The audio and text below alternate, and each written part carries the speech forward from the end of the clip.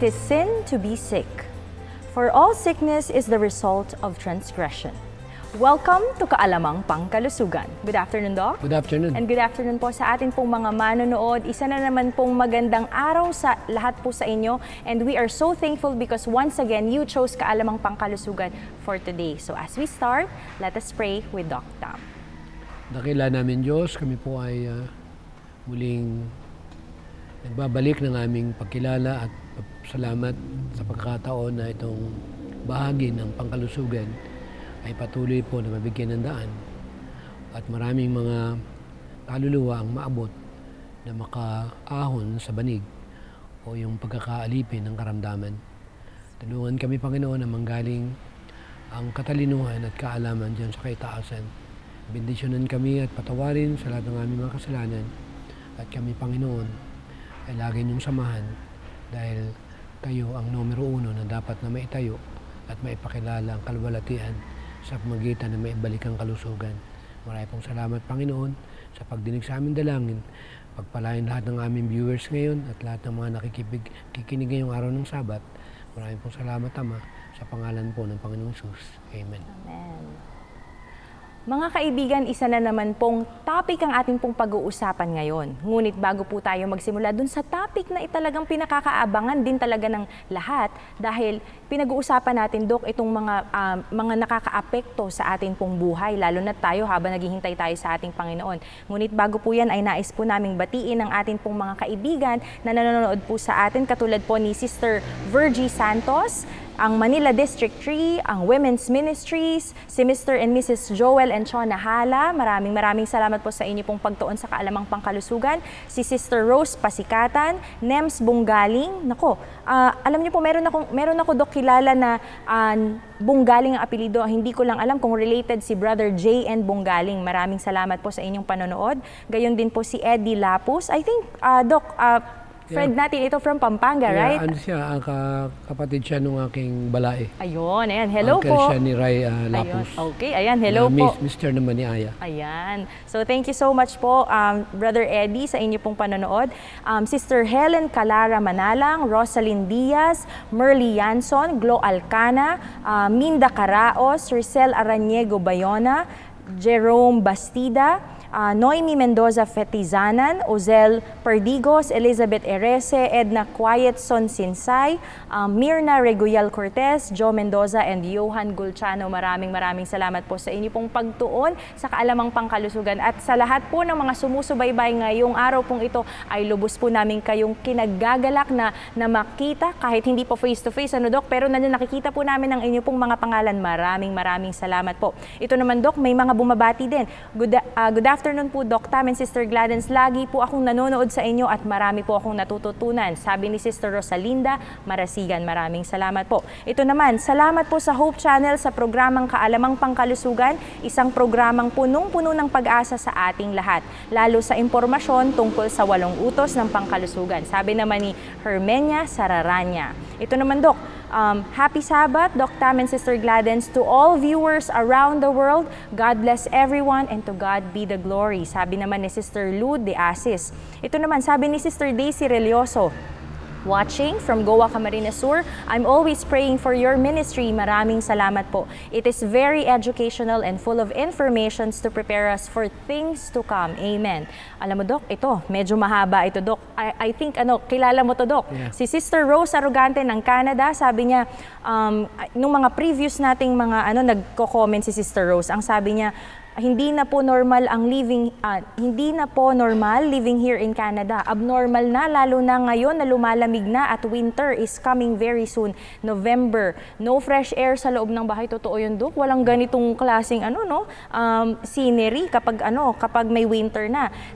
Tapos sabi niya, naku po, Dok, tinamaan naman ako kasi yung last na pinag-usapan po natin, mga kaibigan, ay tungkol sa insomnia. At sabi ni Sister Rose doon ay nakakatulog ng maaga sa stress, hindi daw talaga yun nangyayari sa kanya. Sa kakaisip ng mga pasaway sa atin dyan, totoo po yan, kahit Kahit tayo po dito ay talagang sa buong mundo, Dok, di ba? Marami talagang mga pasaway. At salamat po dahil your program is actually helping me to avoid at laging magpaalala na dapat ay matulog ng maaga. Totoo po yun. Magtulungan tayo mga kaibigan na isara na po natin ang cellphone natin tuwing gabi at wag na po natin talagang isipin kung ano yung kinabukasan. Pabayaan na natin yung kinabukasan, no? Dok, wag natin siya masyado isipin.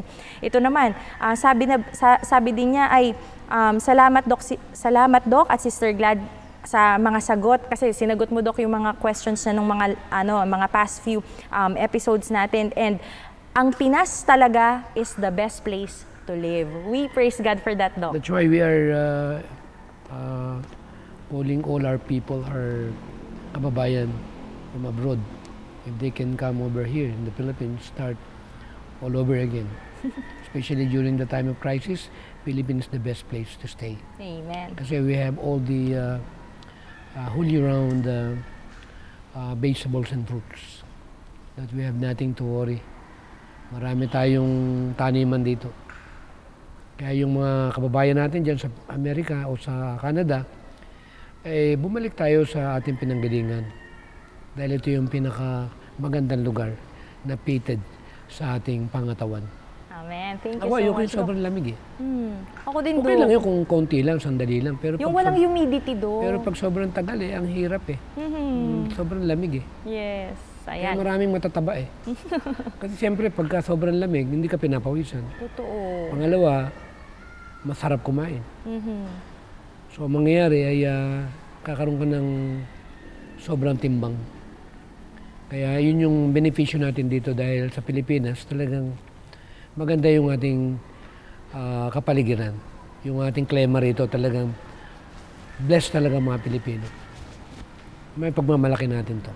Thank you so much, Doc. Ito pa, Doc, alam mo sa atin pong mga manonood, lubos po kami nagpapasalamat kasi talaga, Doc, ang pinag-uusapan natin yung mga problema dito po sa atin pong panahon, sa atin pong henerasyon, yung problema natin sa society, which is yung hindi makatulog, itong mga stress na ito na tinatawag at kung ano-ano pa. Paano ka ba makakatulog napapaligiran tayo ng napakaraming cell site. Yes, totoo yun, marami Doc. namang mga study tungkol dyan.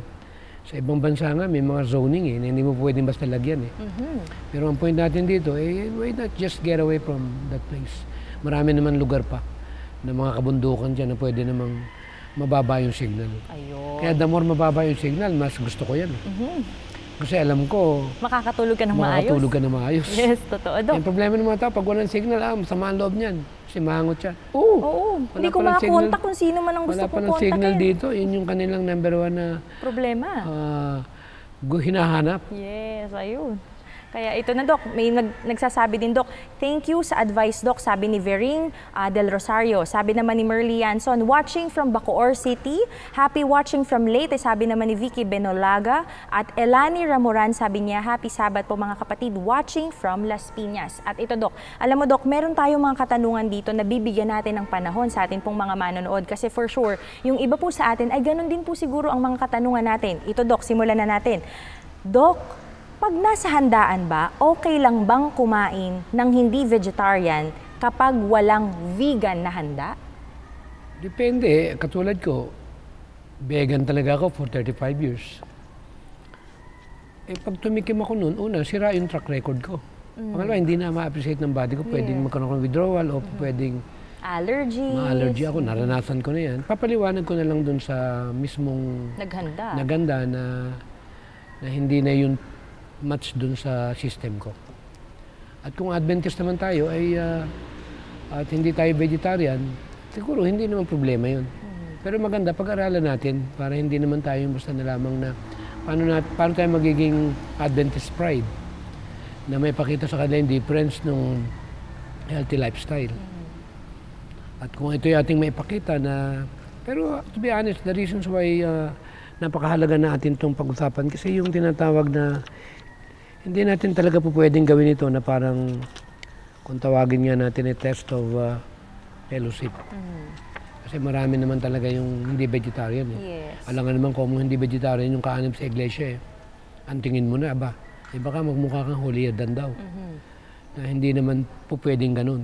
Kung vegetarian ka, ipakita mo na Yun yung pagkakaiba na sila may nararamdaman. Pero ikaw, meron kang magandang kalusugan. Siguro basahin natin itong 404 ng Counsels on Diet. Sige po. Okay, ito po ang kasagutan mga kaibigan. From page 404 of Counsels on Diet and Foods, we are not to make the use of flesh food a test of fellowship, but we should consider the influence that professed believers who use flesh foods have over others. As God's messengers, shall we not say to the people, whether therefore ye eat or drink, or whatsoever ye do, do all to the glory of God? It's actually written in 1 Corinthians 10 verse 31. And shall we not bear a decided testimony against the indulgence of perverted appetite? Will any who are ministers of the gospel proclaiming the most solemn truth ever given to mortals set an example in returning to the flesh pots of Egypt? Will those who are supported by the tithe from God's storehouse permit themselves by self-indulgence to poison the life-giving current flowing through their veins? Will they disregard the light and warnings that God has given them? The health of the body is to be regarded as essential for growth in grace and acquirement of an ever temper. So, siguro tagalogin mo para medyo makita yung tinatawag ng kung ano yung pinopoint dyan. Alam niyo po, no, sa atin pong mga manonood, isang napakahalagang bagay na kapag meron tayong katanungan, babalik tayo sa Bible. That's why it's written here in 1 Corinthians 10:31 na kahit na anong kainin natin, ano man ang ating pong inumin, ano man ang ating gagawin, ay dapat nakikita talaga or dapat nag-glorify natin ang ating Panginoon. And with that, kasi yung question natin is, ibig sabihin ba nun kapag walang nakatingin or kung wala pong nakahanda na pang vegan ay kakain na lang tayo? When in fact, katulad yan, yung example ni Doc na matagal na siyang vegan. Tapos, masisira yun. Kasi, alam mo, Doc, sa totoo lang, tinanong ko to sa isa kong kakilala. Tapos sabi ko, okay lang ba na kumain ako ng meat kapag kunyari, wala akong makakain dun sa handaan na pupuntahan natin? Sabi niya, ay, hindi ako papayag na kumain ka. Sabi ko, bakit naman? Eh, kasi masisira yung pagiging vegan mo or yung pagiging vegetarian mo. So sabi ko, approve ako doon. Kasi at least, I know na yung mga nakasurround sa akin na mga tao, alam nila mismo kung ano yung kakainin ko. And I really praise God for that because sometimes talaga do, kasi dadating tayo sa mga temptations na may withdrawal okay yan na, eh. Hindi kakayanin ng katawan mo. Saka amoy pa lang, hindi mo na kaya. Totoo do. Susuka ka eh. Paano mo kakainin yung hindi ka naman talaga na ang system mo, yung chemistry o yung blood pH mo, yung taste, chemistry mo, eh, hindi na akma dun sa hindi na kaya before. ng panlasa mo, susuka ka dyan. Maamoy ko nga lang, talagang naduduwal ako. Yes. Alam mo, recently, Doc, na may experience ako sa atin pong mga manonood na nakaranas ako na bumisita ako sa bahay ng isa kong kaibigan. Tapos talagang, medyo ang mga nailuto nila para sa akin ay puro mga fried foods. Alam mo, Doc, hindi talaga kinaya ng tiyan ko pasintabi lang po sa atin pong mga manonood. Talagang nailabas ko po talaga yung kinain ko, mga kaibigan, na parang mas gugustuhin na lang na tiyan ko na tubig na lang ang laman at prutas. Or kung walang prutas, talagang tubig na lang talaga. Kasi wala talaga, Dok, hindi talaga siya tatanggapin ng sistema ko. Ayun. Kaya sa atin pong saka nagtanong. Yung living example doon, yung tinatawag na ministers who are giving message, eh huwag naman nating, tawag doon, yung makontra.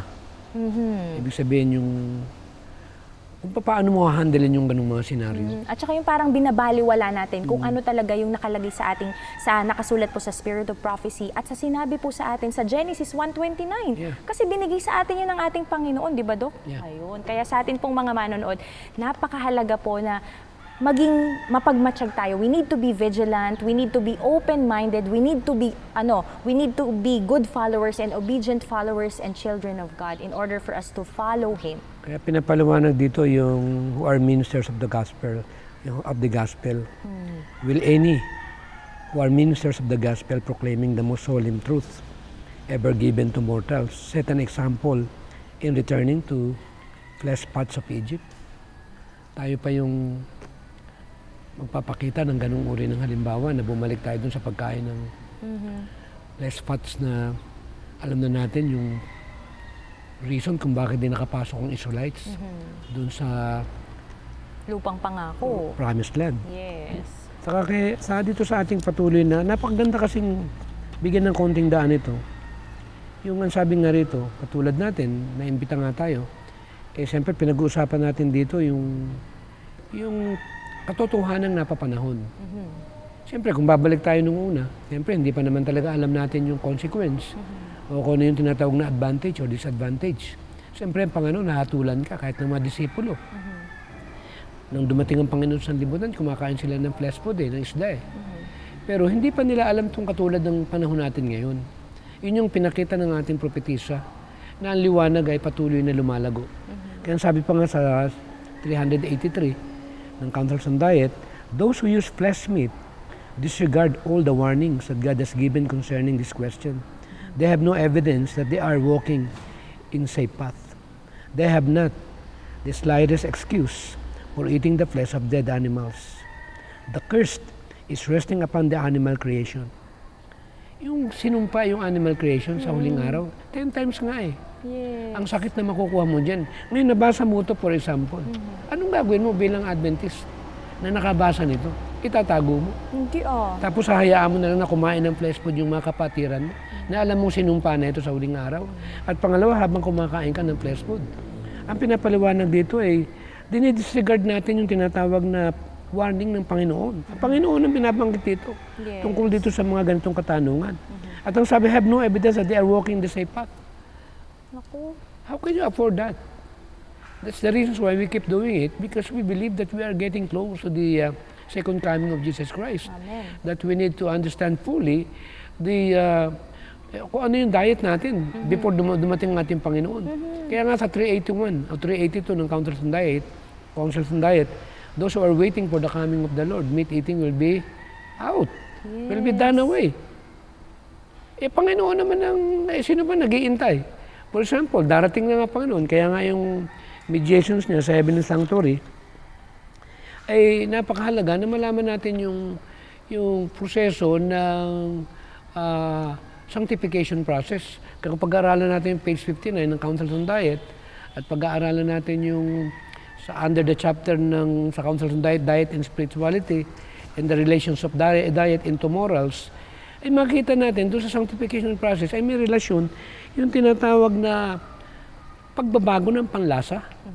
Nakakainin na natin yung panlasa na naangkop na doon sa lugar na ating inihanda, sa lugar na ating pupuntahan, dahil doon ay wala nang papatayin na animal flesh. Kaya napakagandang pag-usapan yan. Kaya nga, ang sabi ko nga, napakahalaga na magkaroon tayo ng idea tungkol dito. Anyway, dito lang sa diet and spirituality, gusto ko lang bigyan ng daan. Dito sa diet and spirituality, at dito sa pinakahuling chapter, ang sabi naman dito, the relations of diet into morals. Ito, page 60. Ang sabi nga dito ay, relations of simple diet to spiritual discernment. Failure to control appetite, weak, and resistance to temptation. Flesh diet, a hindrance of spiritual advancement. So alam mo na may hindrance ang flesh meat sa spiritual advancement. Ang ganda ng pagkapaliwanag ng ating propetisa sa 655, 656, 607, the same book. Ano pang sabi? Power for victory over other temptation given to those who overcome on appetite. Amen. Alam mo, Dok, sorry, Dok, ito yung pinakamatinding bahagi na pag na-overcome mo pala yung panlasa mo, madali mo nang ma-overcome pa yung ibang mga bahagi ng kahinaan mo. Amen. Alam mo, Dok, gusto ko lang magdagdag sa atin pong mga manonood kasi may isa pa po ditong katanungan and I think ito din yung makakasagot dun sa katanungan na ito. Na ang isa pong katanungan, mga kaibigan, okay lang ba na mag-vegetarian ang Adventist o hindi? Parang, teka lang muna, pagpipilian ba ito? Kasi yung binasa mo, Dok. Ano na ito tapos na yung history. Kaya nga meron tayong kasaysayan Kaya nga meron tayong kasaysayan ng flood. Umiksa yung buhay. Ang sabi pa rito, continuation, relations of diet into morals. The people who lived before the flood ate animal food and gratified their lust until their cup of iniquity was full, and God cleansed the earth of its moral pollution by a flood. So before the flood, ang mga tao ay natutong kumain ng may buhay, fresh food. At sa sobrang nilang alam mo, yung sobrang ano na yung pagkain nila, yung tawag doon, last nila sa pagkain, ay naabot na nila yung kasukdulan ng kanilang mga kasalanan. No. Kaya ang Panginoon, dahil hindi na kayang tanggapin ng Panginoon, yung antas ng kanilang inabot ng kanilang mga paglaban sa Panginoon, yun yung tinatawag na pangatlong curse Ayun. na ginunaw ng Panginoon ng mundo sa pamagitan ng gunaw. Ng baha. Kaya nga ang sabi, sin has prevailed since the fall. Kaya yung tinatawag na kaalaman tungkol dito, alamin mo yung kasaysayan.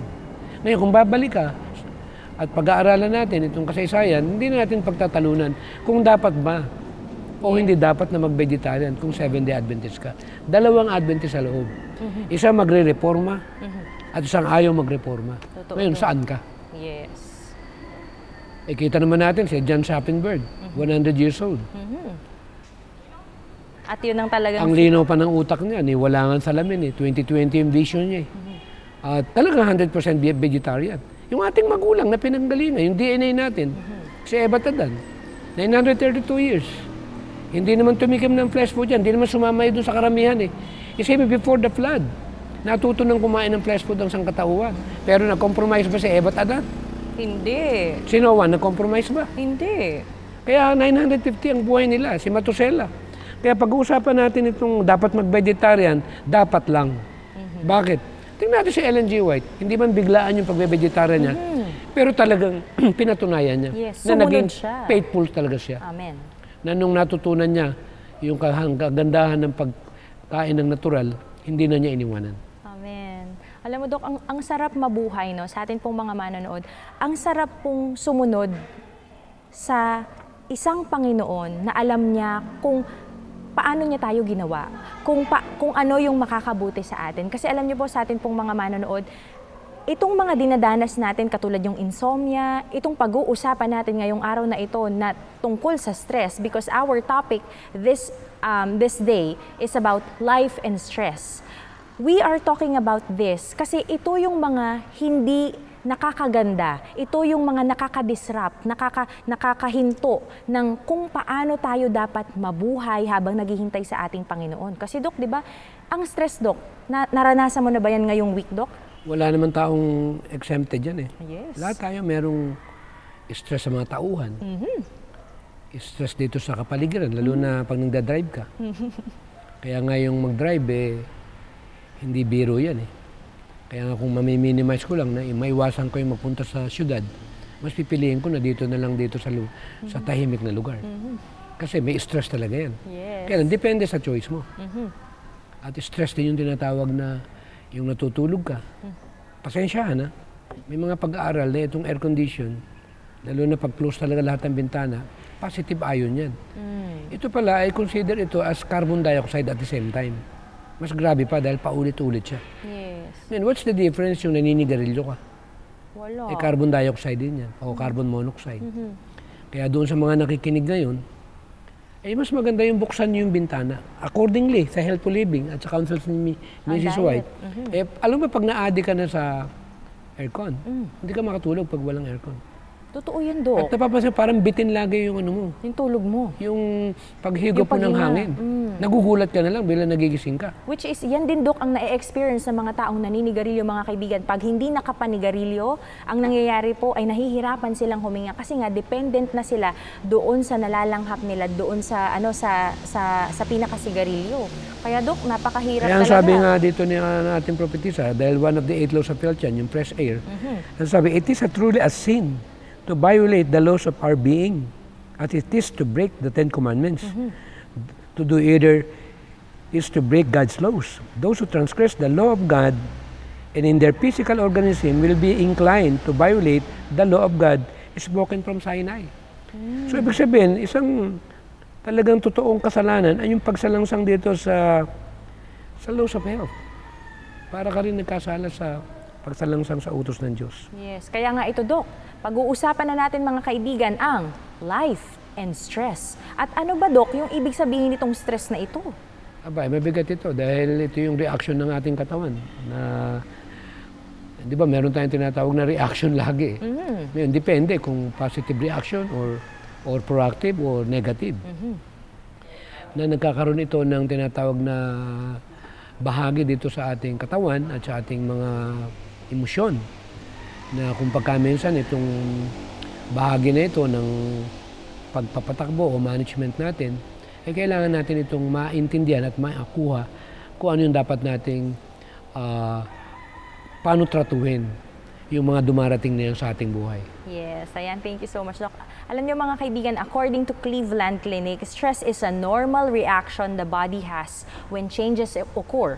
And resulting in physical, emotional, and intellectual responses, stress management training can help you deal with changes in a healthier way. So, ibig sabihin pala, Doc, tama yung sinasabi mo kanina, Doc, na meron pala tayong two kinds of stress. Meron tayong good stress at meron tayong bad stress. So, yun ang pag-uusapan natin, Doc, kasi merong good stress, ibig sabihin, nakakatulong siya sa ating katawan at meron tayong bad stress na talaga namang nakakapangit sa atin pong katawan. Ano, Dok? Di ba? So, ito po. Alam niyo po ba mga kaibigan that stress responses help our body adjust to new situations? Example, kunyari, may examination. Ang mangyayari niyan, matutulungan ng katawan natin, matutulungan ng stress yung katawan natin para ano? Para mag-focus. So, ibig sabihin, during examination, yung ating mga estudyante na nanonood ay magfo-focus sila. The tendency is to focus, to be alert para during the examination, lahat ng mga pumasok sa utak mo, sa memory mo, yun ang gagawin mo. So, ibig sabihin, it's a good stress. Yeah. Pero meron ding bad stress, katulad ng example mo, Dok. Example, yung sa environment mo, nagdadrive ka, tapos biglang may tumawid. Syempre, ang takot mo, masagasaan, bigla ka ngayon pepreno. Saka yung madinig mo yung mga businahan at yung lakas ng tunog ng bumbero at ng ambulansya. Ay meron mga sound effects sa brain eh. Pangalawa, yung gitgitan. Naranasan ko yan, nanggaling kami sa Bulacan nung last Sabat. Doon sa San Jose, Bulacan. Kapag lecture ako doon the whole day. Pagbalik namin dito sa Santa Maria, grabe yung traffic, bumper to bumper. Talagang hindi nagmo-move. Aba, isipin mo, nakakonfine kasi sa lugar na inch by inch lang yung move mo. Hindi berong stress ito. 2 oras ka ba naman sa kalagitnaan? Naku. Yung aircon pa ng kotse mo. At yung ina-absorb pang kapaligiran dun sa lugar na kinilalagyan mo. Na ito yung bahagi na talagang iba na talaga yung mundo natin. Yes. At ang kamay nila natin, it's no longer normal. Anywhere you go. Talagang There are problems. napakaraming mga kaya samantala yung mga katutubo nandun sa bundok. Yes, relax lang. Meron yung akong kukwento eh. Ano, Dok? Ay meron akong kilala, isang kulpultor. Ay nagpunta ron sa kabundukan doon sa Mindoro, sa mga katutubo. Anong nangyari, Dok? Ay pagpasok niya ron sa taas, ang tagal nang nilakbay nila. Ilang oras sila naglakad? 4 hours. Ang tagal din. Nung nandun na sa kaduluduluhan ng lugar na kanilang pupuntahan, nakita nila yung lugar na kanilang pupuntahan.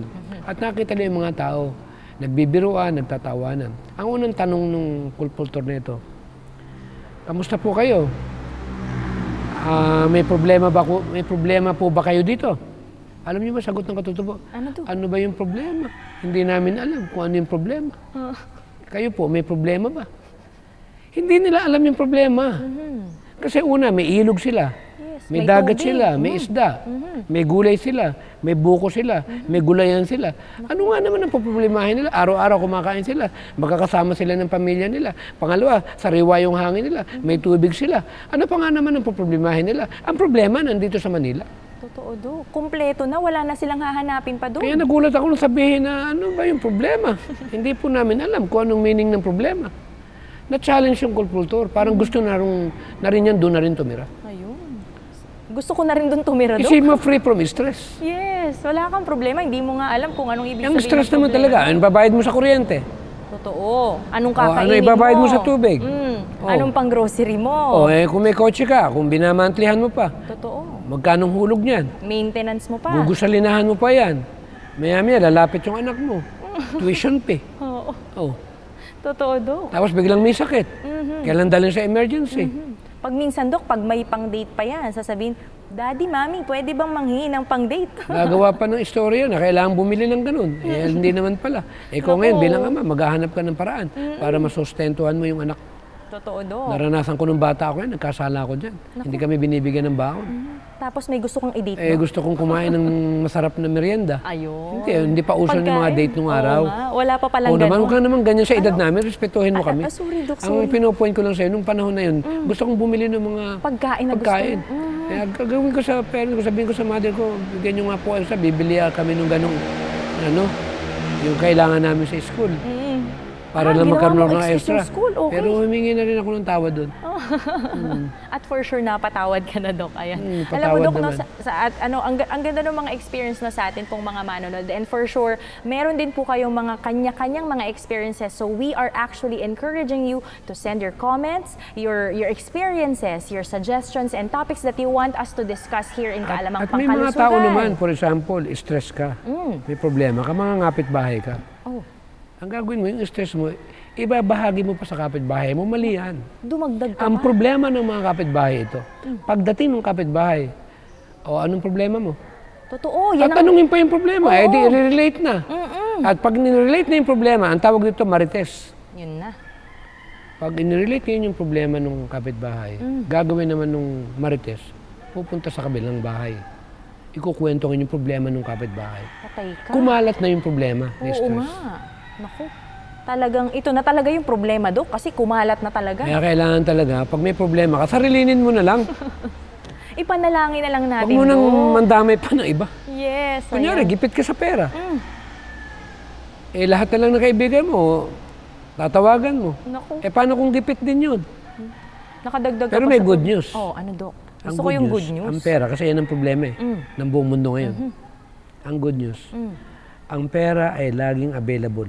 Totoo. Every day. Yes. It's just a matter of getting it.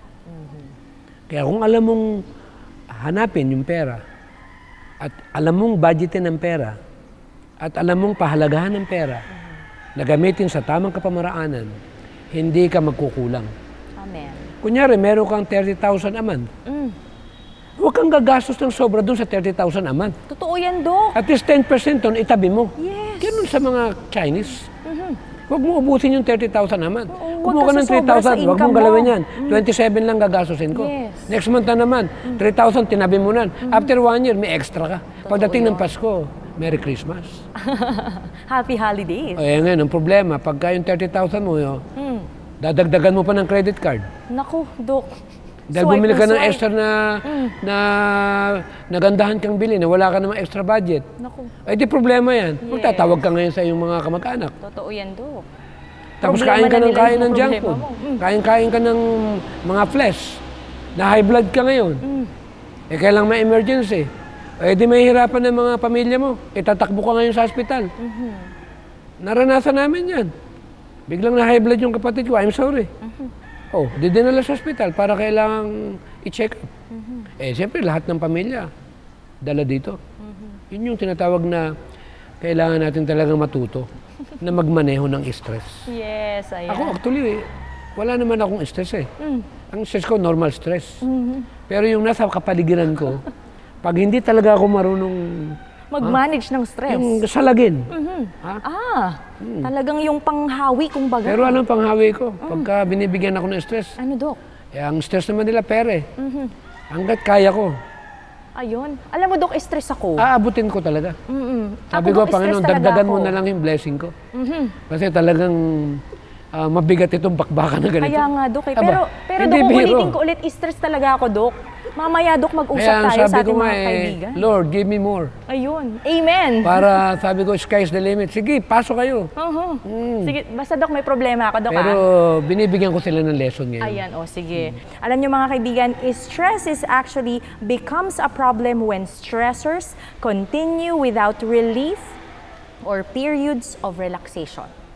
Dok, ang tanong ko, dahil nakaka-experience ka ng mga stress, naranasan mo na ba na walang tigil ang stress mo? Naranasan ko yan. Wala naman tao yata hindi dumaan dyan. Ayun, so ibig sabihin pala, Dok, For example, meron kang anak. Yung ginawa niya isang bagay na walang paalam. Siyempre, masakit yan. Lalo na pag alam mong namamali siya ng decision sa kanyang buhay. Pero nahahandle naman at nagagawa ng paraan. Kasi part ng si Eva at Adan niya eh. Matinding stress ni Eva at Adan. Kasi patayin si Abel. Dadalawa lang yung unang anak mo. Pinatay pa yung isa. Yung bunsong kapatid. So, ibig sabihin lang dito, ay talagang part ng mundo natin ito. Ang isang taong walang stress, hindi tao yan. Ang sabi nga, pag wala ka stress, you must be 6 feet below the ground. Ganun ba, Dok? Ayan. Kaya huwag namang malungkot yung iba. Kung maraming na-stress dyan at nalulungkot dyan, hindi po kayo nag-iisa. Karami po namin kayo. Yes. Dahil maraming wala nang ginawa kundi mang-stress. Totoo, Dok. At para naman ikaw ay maka-cope up dito, alam mo ginagawa ko? Ano, Dok? Papapawis ako. Ay, totoo. Pampalabas yan, Dok, ng toxins natin, ng talagang, stress hormones. Talagang, alam mo ba nung ako'y panahon may mga stress na pinagdadaanan, gumanda yung katawan ko. Aba, talagang doon ka tumulong. Lumalim yung tiyan ko na parang may six-pack Ayun. Bakit? Tingnan ko yung na-stress. Exercise. Stress ka pala, ha? Exercise ang katapat mo. Alam mo, yun ang sikreto ng mga bilanggo. Oh. Meron akong kaibigan na bilanggo. Napakatagal na parang lifetime sa Amerika. After 1 year, 2 years, magugulat kayo yung katawan niya, super ganda. Ang lakas ang ganda ng muscle niya. Talagang tight na tight siya at nakita ko na gumanda yung katawan niya. Ang trabaho daw niya, pag naiisip siyang nasa kulungan siya, libre kasing may gym May time sila Gini-gym niya. Parang hindi niya maisip yung nandun yung kalagayan niya. Kaya ang payo ko dun sa may mga high intensity stress, high intensity rin yung exercise niya. Oo, totoo, Dok. No? Laban lang. Huwag tayong bibigay. Pero pagka kinimkim mo yan, at lagi mo nalang isipin yung self-pity, o yung bakit ako nagkaganito, bakit sila maraming pera, bakit sila magaganda yung sasakyan, bakit sila ang ganda ng buhay nila, bakit ako ganito yung buhay ko, patay ka. Oo nga, Dok. Don't compare yourself to anyone or to That's true. others. Or else you are gonna go down. So, alam niyo sa atin pong mga manonood, one thing that we need to instill in our minds and in our hearts, that we are a peculiar people. Kakaiba tayo sa karamihan. Ibig sabihin, tayo ng mga anak ng Panginoon, well, all of us actually are children of God, but we need to hold on it. Kailangan, di ba, Dok, nagkikling tayo dun sa promise sa Panginoon. The moment na you develop stress, ang dugo mo nagiging acidic. Yes, that's true. At damay yung liver mo, yung kidney mo, yung brain mo. Alam ba yung cortisol? Ito yung stress hormone. Yes. Sinisira nito yung sa likuran ng utak ng tao. Dito frontal, di ba? Meron dito sa likuran. Kung pag-aaralan sa anatomy, medyo mahabang subject yan na nagiging paralyze yung memory mo. And later on, magiging malimutin ka at magiging mainitin ang ulo mo. Ayan. Kaya hindi rin maganda na entertain mo ng mahaba yung problema mo.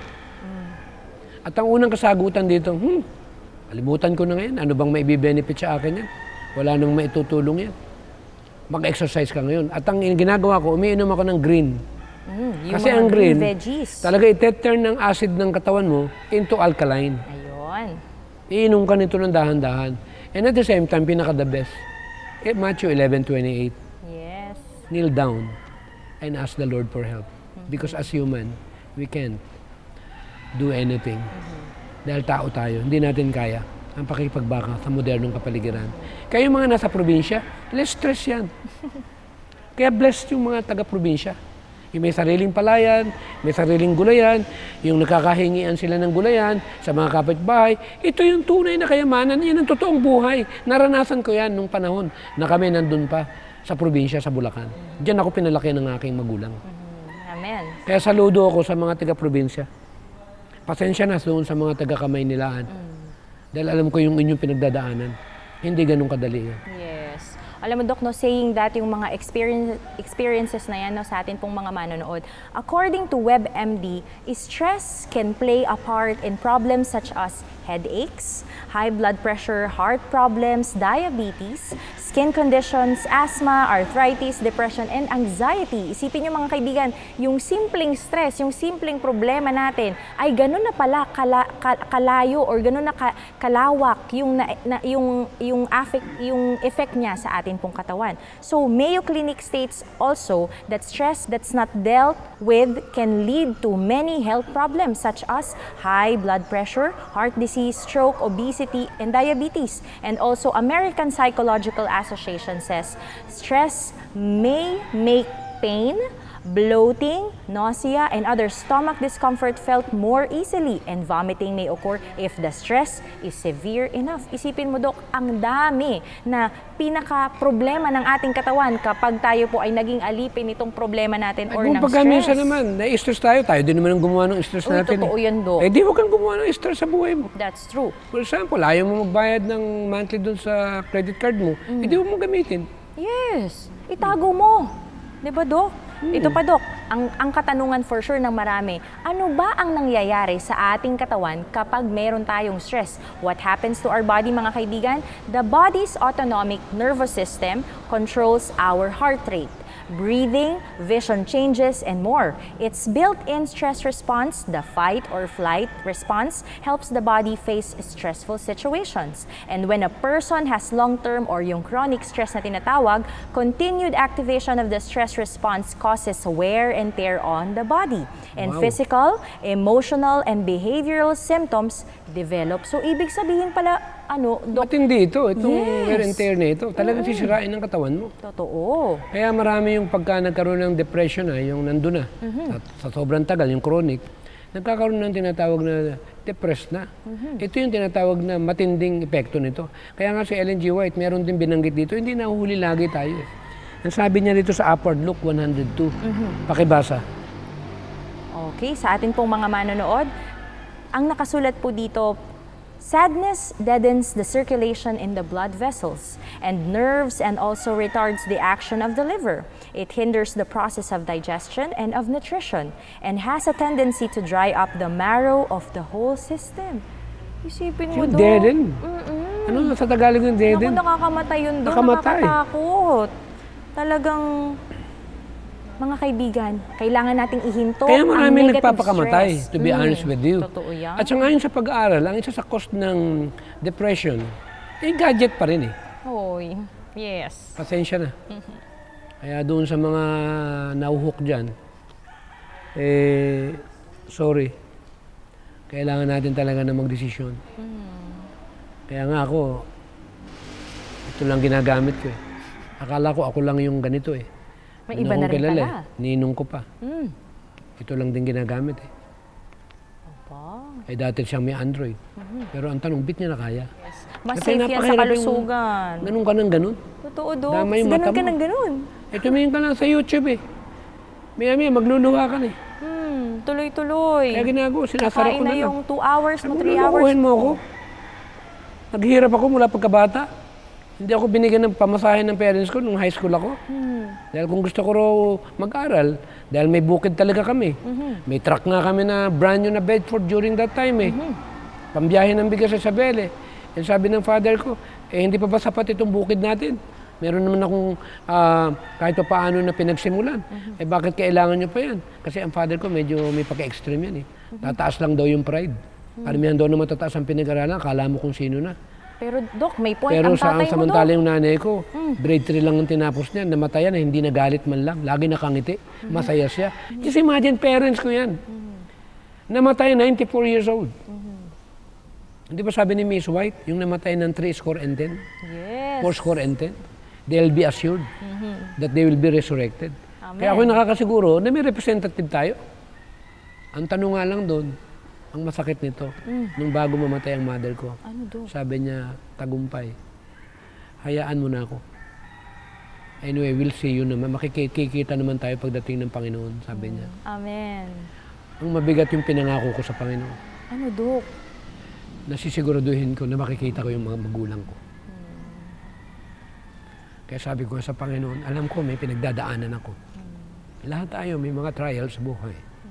Pero one thing that I know, that God wants us to be part of His family. Amen. Na huwag tayong madala sa mga pandaraya ng kaaway. Na alam natin ang ating mga magulang, ang ating mga kapatid ay magkakaroon ng grand reunion. Yes. At makikita nga natin si Eva at Adan. Makikita natin lahat yung mga patriarka ng mga sinauna. Yes. At alam mo kung sinong unang gusto kong makita Sino, pagdating ko ron? Hulaan ko, Dok. Sino? Si Daniel. Okay din si Daniel, Ay, naisip ko na, Dok. si David, Ay, si David. at si Solomon. Oh, yung mag-ama pa. Yung mag-ama. Yung sa kabila ng pinagdaanan nila. napatawad sila ng Panginoon. Amen. Totoo, Dok. Yeah. Kasi iba din yung pinagdaanan nila, Dok, di ba? Hindi biro yun. Yes. Kaya nga isang napakalaking good news sa lahat sa atin na lahat tayo may kanya-kanyang journey. Kaya hindi tayo pwedeng humatol eh. For example, kumakain ng karne yung kapatiran natin. Paano natin nahatulan yan? Eh, hindi naman natin nababasa puso niyan. True. Paano kung later on, magbago yan? That's true. At Panginoon pa rin ang pwedeng humatol dyan. Yes. Kaya lang natin pinopromote itong tinatawag na vegetarianism. Eh, ito yung nakalagay eh. Yes, ito yung Hindi dapat talaga po nating pwede natin sundin. takpan ito dahil pag tinakpan natin ito, mananagot tayo dyan. Bakit ang Panginoon sabi nga, pag kinahiya mo yung katotohanan na pinagkaloob ko sa inyo at hindi mo binagi sa lahat ng mga tao, may kapananagutan ka. For example, si Joseph. Itong si Joseph, napakabigat ng kasaysayan ito. Isip mo, kinainggitan siya ng mga kapatid niya dahil napakalapit siya sa Diyos. Siya lagi yung binibigyan ng Panginoon ng wisdom. Kaya ang ginawa ng mga, kasi naging paborito ng ama niya eh. Jacob eh. Ginawa ng mga kapatid, planong patayin. Eh sa awa naman nila, ibinenta na lang. Pero alam ba yung magandang message dito? Ano, Dok?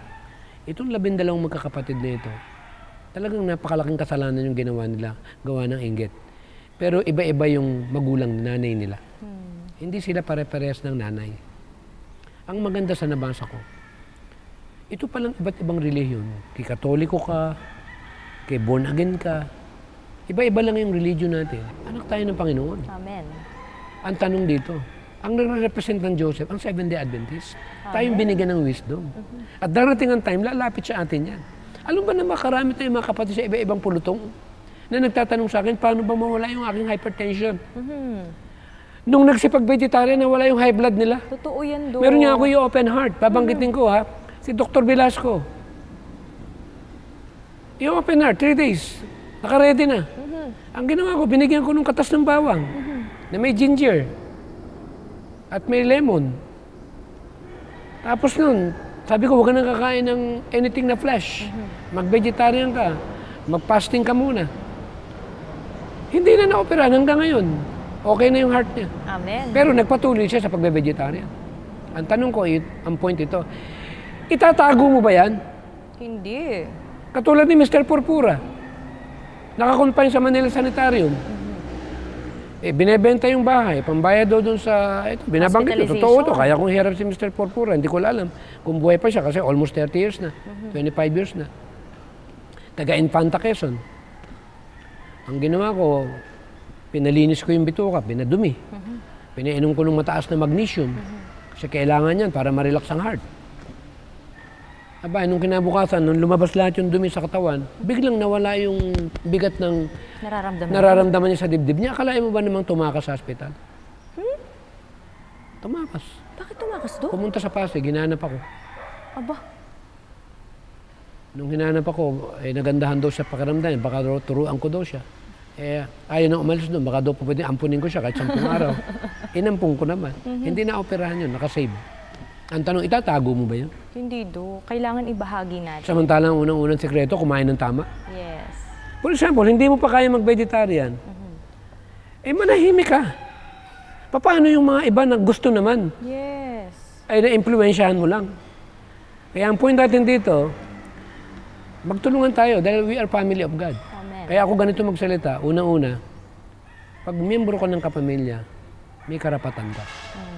Ikaw ba, for example, nasabihan kita, magdadamdam ka ba sa akin, kapatid mo ko? Hindi, Dok. Ang totoong magkakapatid, kahit sabihan ka man, lalo na sa ikabubuti mo, tatanggapin mo yan. Bakit? We are family. Yes. Kaya kung medyo nasasaktan ka. diretso na ako magsalita rito, kasi napakasakit yung kapatid mo nasa hospital. Na hindi lang naman yung karamdaman yung gastusan Totoo, Dok. Bet libre ba pag napunta ka dyan sa hospital? Hindi, Dok. Meron ba magsasabi sa yung walang bayad? Wala. Kaya nga sabi nga ituro natin yung prevention. Sabi nga ng ating propetesya. Yes. Paano hindi tayo magkasakit? At ang isa, para hindi tayo magkasakit, bakit hindi tayo laging umawit nung a merry heart? Do it good like a medicine. Amen. Ano ba ibig sabihin nun? Ano, Dok? Masayang puso. Ibig sabihin, hindi mo ipinapasok sa puso mo at sa isip mo yung mga negatibo at mga bahagi na ginagawa sa kapaligiran mo. Lalo na yung mga taong nakapagpapasama ng loob mo. Kaya ang number 1 na gamot dito, forgiveness. Amen. Forgive. Forget and forgive. Forgive and forget. Kunyari, may naka-open sa'yo. May mapapala ka ba na ikip mo yung ginawa niyang kalokohan niya sa'yo? Lugi ka. Problema niya yun eh. Yes. Hindi mo problema yun. Ang importante, ikaw. Yung clear yung isip mo at puso mo. Para in that way, wala kang tinatawag na poison na pinapanatili mo sa dibdib mo. Kaya yung mga mabibigat magpatawad, huwag niyong ikip yan. Kasi lalasunin ang dugo ng tao. Yes, totoo yan. Poison. Salamat, Doc.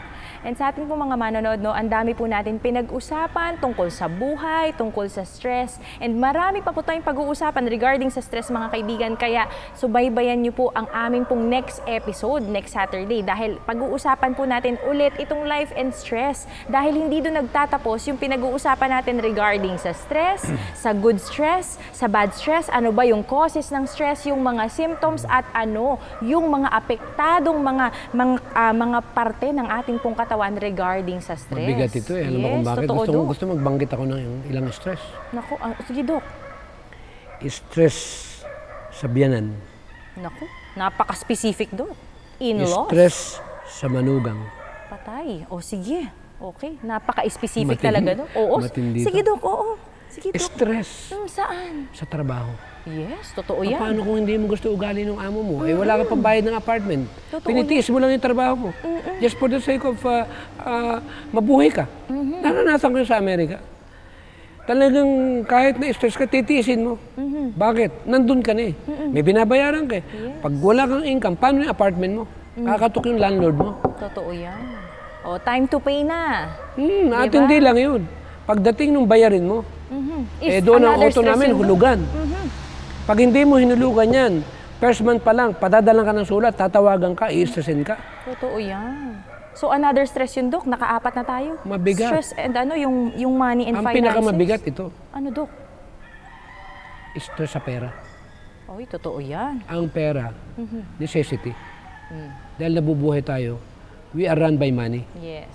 Pag nagkulang ka sa pera, at ang lagi mong, yung misis mo, ay kulang sa pamalengke at may babayaran, walang mabayaran dahil yung lalaki ay pasaway at hindi alam magmaneho ng pamilya, kawawa ang misis, kaya nagkakaroon ng breast cancer. Nakaka-cancer ang walang pera. Ganun ba, Dok? Aba, subukan mo, misis ka. Kailangan bumili ng bigas. Kailangan mo ng ulam. Wala yung asawa mo. Galit pa sa'yo. Ano mararamdaman mo? Eh, di stress ako. Oh, yun na yun. Problemado ako. Yun na yun. Grabe naman, Dok. Kaya ang number one na problema, stress sa pera. So, number one pala yun, Dok. Hindi mo napansin ng mga misis pag binigyan mo ng pera, ang ganda ng ngiti nila. Totoo, Dok. Talagang kitang-kita mo, talagang Maliwanag ang kanilang mga... Magaan. Oo. Eh, abutan mo lang na apelyonaryo yan eh. Eh, mga kapatid ko nga lang. Kahit ako, Dok, napapangiti pag ako inaabutan ko ng apelyonaryo, iba talaga itsure. Naranasan ko yan sa gas station. Magbigay ako 100 piso. Ting magkakarga ako. Ting makikita ako nung gasoline boy. Iba yung ngiti nila. Heto na naman. Magkaka-100 na naman ako. Agawan sila ngayon. Eh bakit? What is 100 pesos? Maghihirap ba ako doon? Hindi, Dok. Kunyari, mapapahangin ako ng gulong. 100. Alam mo, talagang iba yung kilos nung Nag-a-assist. nagkakarga ng hangin sa auto mo. Ganon din naman yung mga namamalimos. Naghahanap ako ng namamalimos. Tapos nagdadrive ako. Sabi ko, mukhang wala yata namamalimos ha. Naka-ready na yung pera. Biglang may babae na dumaan. Mga edad 55 siguro, 60. Ginawa ko, binuksan ko yung auto ko. Eh syempre, naka-Range Rover ka ba naman? Kailangan bibigyan mo ng maliit. Syempre. Hindi inabot, alam mo, yung misis, talaga iba yung lakad niya. Dumiretso. So, malaking tulong talaga ang pagtulong. Kaya yung pera, pwedeng magamit yan sa kabutihan. Totoo, Dok. Huwag naman tayong maging makasarili. At yung ito, pinag-uusapan natin ito. Nagtatalo kami ng mga ibang ko rito. Pag ako'y bumibili ng prutas, hindi ako tumatawad. Aba. Eh buti nga nagsisikap sila sa tabing kalsada, nagtitinda ng gulay at prutas. Totoo, Dok. At pag nagkabot ako ng, for example, 900 yung aking babayaran, 1,000 yung pera ko, sinasabi ko, keep the change. Wow naman. Ang sabi nung bait naman ito. Pagdating mo ron, iba yung ngiti nila. Ganun lang yung panlaban sa stress. Yes, ayan. At nakakapagpatanggal ka rin ng may stress. Totoo yan, Dok. Nakakabawas ka, hindi ka nakakadagdag. Yeah. Ayan. Thank you so much. Alam niyo po sa atin pong mga manonood, ang sarap pong pag-usapan ng stress. And again, there are two kinds of stress mga kaibigan. Isang bad stress at isang chronic or good, isang bad stress at isang good stress. Kaya sa atin pong mga manonood, subaybayan niyo pong muli ang part 2 nitong stress and itong life and stress. Kaya sa atin pong mga manonood ay subaybayan niyo po kami next Saturday dahil pag-uusapan natin patuloy. Matinding topic talaga ito. Talagang uubos talaga ng panahon ito. At doon naman sa mga may boyfriend, girlfriend. Bakit, Dok? Ay, stress din ng mga babae pag ang lalaki nagloko. Ay, totoo yan, Dok. O kaya naman yung babae yung nagloko. Ay, naku, matinding stress yan. Yes, naku, wag na lang. Oo. Di ba, para walang stress tayo dahil bad stress Ay, agad for example, nagloko yung boyfriend mo, anong gagawin mo? Anong maramdaman mo? Dok, pwede bang pag-usapan natin yan sa next episode sa ating mga manonood? Dahil talaga naman... Pinag-uusapan natin to, how to cope up with stress. Oo nga, kasi talagang aabutin na naman tayo mga kaibigan ng napakahabang panahon regarding po dyan sa stress na yan. Kaya sa atin pong mga manonood, sa atin pong pagtatapos, ay atin pong basahin ang nakasulat po sa Councils on Health. A practical knowledge of the science of human life is necessary in order to glorify God in our bodies. It is therefore of the highest importance that among the studies selected for childhood, physiology should occupy the first place. How few know anything about the structure and functions of their own bodies and nature's laws. Many are drifting about without knowledge, like a ship at sea without compass or anchor. And what is more, they are not interested to learn how to keep their bodies in a healthy condition and prevent disease. Mga kaibigan, sa atin pong pagtatapos, tayo po ay manalangin. Ama naming Diyos na makapangyarihan po sa lahat, lubos po ang aming pasasalamat sa topic po na inyo pong ibinahagi sa amin sa araw pong ito. Dalangin po namin ang kapayapaan ng amin pong mga puso't isipan, ang amin pong mga kalusugan, ang amin pong mga kaibigan, kamag-anak at mga kakilala, Panginoon, na nakakaranas po ng stress. Whether it's good or bad, we pray, Father, that you heal us, that you anoint us with the power of the Holy Spirit so that we can overcome stress. O Lord, at this very moment, we especially pray for those who are sick, for those who have financial, physical, emotional, mental, and spiritual struggles in life. And we pray, Father, that you help us, Father God, to embrace the 8 laws of health, because we know, O Lord, that you are the perfect God who can help us, who can carry us, and who can change our lives. Oh Lord, we pray that you reform us, that you refine our characters, and that you forgive us for all of the sins that we have committed against thy name. And we pray, Father, for kaalamang pangkalusugan and for all the viewers who are watching and listening to this program. We pray, Father, that you touch each and everyone's lives, because we know, Father, that you are soon to come and you want us to be healthy, Father God, when you come again. All this we ask in Christ's holy name we pray. Amen. Amen. Mga kaibigan, lubos po ang aming pasasalamat sa inyo pong pagsama sa amin sa isang oras na naman po ng pag-uusap regarding po sa health. Kaya ito po si Gladys Panuelos, kasama pa rin po si Dr. Mateo para sa Kaalamang Pangkalusugan.